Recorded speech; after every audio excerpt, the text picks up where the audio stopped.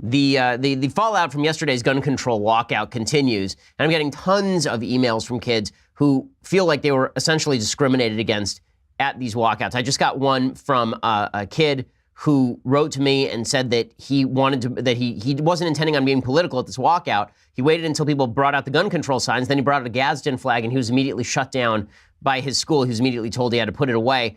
This is not rare. I'm getting, again, tons of these emails on a minute-by-minute basis at this point.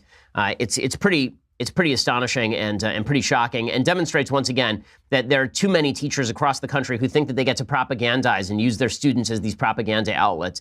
Now, not every teacher is in favor of this. In fact, there are many teachers who are not in favor of this. And there are lots of states like California where you have to be a member of a teachers union in order to teach. And if you are a member of a teachers union, you are expected to toe the party line. One of the close family friends of ours growing up was a guy who was a member of the teachers unions because he had to be, and he would constantly get the updates from the teachers unions, and they were all left-wing updates. This is a coordinated effort from the top, and it really is quite awful. One teacher has actually been suspended for questioning the gun control walkout. Her name is Julianne Benzel. And she says that she opened up a discussion in her classroom about the politics of the protest, and she was subsequently told to stay home on Wednesday because the administration didn't like it. Here's what she had to say on CBS 13 Local. This is in Northern California. Julianne Benzel says she never discouraged her students from participating in National School Walkout, but she did question whether it's appropriate for a school to support a protest against gun violence if it's not willing to support all protests. The best example I thought of at the time, if a group of students nationwide or even locally decided I want to walk out of school for 17 minutes and go in the quad area and protest abortion. Okay, and she's of course exactly right. If the students decided to walk out and protest abortion, they would have no capacity to, none of the teachers would sponsor it, right? But because this is a national anti-gun walkout, all the students were expected to walk out. I've gotten notes from students who say that they wanted to stay in class because they didn't feel like creating a hubbub. They were just going to stay inside the school. And they've actually been getting notes from teachers, threats of suspension for staying in the school during the walkout. So it's really astonishing stuff. And it demonstrates once and for all that something really nefarious has happened at a lot of our public schools. And that is our public schools have become a tool for left-wing propaganda. Okay, they really have, especially in classes like social science, what they used to call history, but now they call social science. Those classes, or social studies rather, those classes have been taken over by the left. And this is why so many parents are pulling their kids out of public school and putting their kids in private school. They're saying you're not even doing a good job of ensuring that my kids are getting an education, but you can certainly ensure that my kids get to walk out of class and miss class in order to make a political statement that has nothing to do with their education. Because, of course, these kids can't vote. Their parents can. If their parents want to do something, they are free to lobby. Why these kids should be leaving school in order to do what they're doing is beyond me. It doesn't seem like it makes any sense at all. But again, these teachers are political actors, and teachers' unions are political activist schools of thought. That's what they do. If you look at just how teachers' unions work, the way they bargain with the state is they are basically democratic tools. And that was predicted long ago by Ludwig von Mises in his book Bureaucracy, talking about how any employee of the state ends up being a propaganda outlet for the state. And this is certainly true with regard to teachers' unions, because the way it works with teachers' unions is you want to support Democrats because if you elect Democrats, Democrats will then give you a cozy union payout. And that's the way that it works in the state of California, where the CalPERS system, for example, is bankrupting the state, where teachers have signed union contracts with the state. They give them these very, very rich pensions. And these pensions are trillions of dollars, unpaid trillions of dollars, at least hundreds of billions of dollars.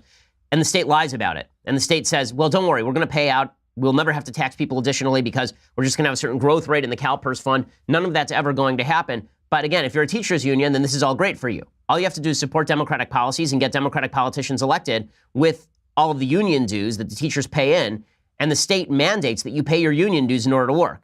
So you have this guild, and this guild is mandated by the state. You have to work for the guild in order to work for the schools. And then the guild takes some of your money and pays those politicians to keep that system going, keep that rigged system going. And those politicians get to push legislation, and all they ask in return is that the teachers' unions push all of their ancillary causes, and that's what a lot of these teachers' unions are doing. It's really shocking and appalling. And again, most of these students who are walking out have no political bent one way or another. It's not like most of these students who are walking out are passionate about gun control. The vast majority of students who walked out probably have no idea anything about gun control. They probably don't know any facts about gun control. In fact, there are some students who are walking out just because they want to walk out and go do stupid things. Like this is film from Chicago. Students walked out and they proceeded to trash a Walmart for no reason. And at the store. Simeon High School did this shit. Oh yeah, y'all about to make Simeon go viral today. Look at this. Look at this. Look at this. Look at this. Simeon High School. All you parents need to get together. This is what you kids do. This is what you kids, your children do. I am fucking pissed.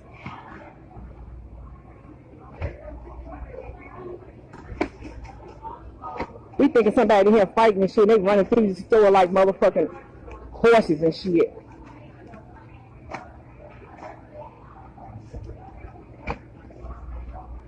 Where's my reset?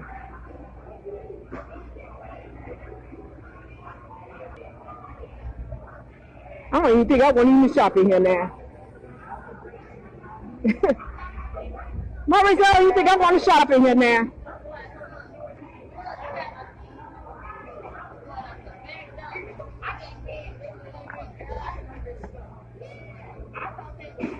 I thought that was fighting too. We running and shit. Yeah. Look at this. Yeah, they be stealing. They was loading their backpacks up with stuff. I don't even think I want to shop in here now. They go to Cynthia. Yeah. That's the only school that's close to here. And they dumbass got to come in here and shop and shit. And if they did this because they apparently doing this to stop violence. So these students charged into a Walmart and they upturned all the stalls. I like the security guards laughing about it. Well done, security guards. But it's just demonstrative of the fact that young people sometimes are stupid. This does not mean that all young people who walked out don't have any political knowledge. Some of them do. Some of them are politically active. Some who oppose my position, some who support my position, some who are in favor of Second Amendment rights, some who are in favor of gun control. But to pretend that all of these students are the wisest and fairest of all beings, they're the elves in our little morality play of Middle Earth, it's foolish, and it's not true at all, especially when you look at what actually happened in Broward County. So this video came out yesterday, and it really is shocking. It's video from Broward County of the sheriff's deputy, right? This is the on-school site deputy, and he obviously, first of all, does not look like he should be on school site security. One of the big problems that you see when you talk about in-school security is very often these are rent-a-cops. Very often these are people who could not pass a physical. These are people who could not run a block without losing their breath. This is not everybody who's a school deputy, obviously, but it is true for a certain number of them. And it is important that you have some people who actually are in good shape, know what they're doing. This guy I don't feel bad ripping on because you'll see in the video that they hear the gunshots. He takes off on his little golf cart to go over to the area where the shooting is happening. And then you'll see in the video, he stands around and does nothing for 20 minutes. Here's what it looked like when the Broward County Sheriff's Office released the tape. So you can see him. It's a silent video, so I'll narrate it. You can see him, and Scott Peterson, the BSO school resource officer, who looks like he's maybe in his 50s, and he drives over to the area where the shooting is happening, and then he proceeds to legitimately just stand outside the building. He's just standing around outside the building doing nothing. I mean, it's an amazing thing, right? And there's part of this video that we cut out where you can actually see students fleeing the building through another one of these doors. Does he charge in? Does he do anything? No. And according to the Broward County Sheriff's Office, the orders that are given to their officers are that if there is an active school shooting, you are supposed to engage. You are not supposed to stand outside. So the talk about how these guys were told that they were supposed to stand outside, how that was the policy of the department, that was not true. So there's one problem with the department with regard to policy, and that is this policy that says we're not going to arrest anyone because we don't want to increase the arrest statistics on students. We want to show that our students are doing really well, and so we'll just pretend that no crime is going on. But this one looks like it was on Scott Peterson and not on the Broward County Sheriff's Office, per se. Nonetheless, this is not stopping the agenda from rolling forward. Mika Brzezinski over on MSNBC, she says the NRA should be sued. Some things have changed, at least in the state of Florida. The NRA, with their inflammatory ads and threatening ads, should be sued. Okay, on what grounds should the NRA be sued? In order for you to sue somebody, you actually have to have a legal grounds. There actually has to be a legal purpose for the suit. Otherwise, it'll be thrown out. But according to so many people on the left, lawsuits happen when you're angry at something. So you don't like the NRA's ads, you get to throw it out. Okay, the NRA was not responsible for this shooting. One of the most astonishing things I saw yesterday was Code Pink calling for an end to funding for JROTC on campus. They're saying, well, we don't want campuses militarized. We need to stop funding JROTC. There were 3 kids who were killed who were members of JROTC, and one of those kids actually threw himself in front of bullets to save other kids.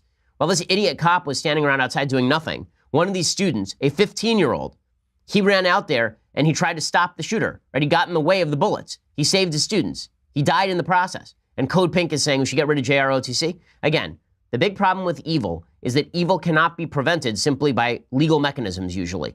Evil can only be prevented by good people. It can only be prevented by good people doing the right things. And unfortunately, the left does not want to recognize the real possibility of human evil. They're just not interested in recognizing that possibility. It's pretty...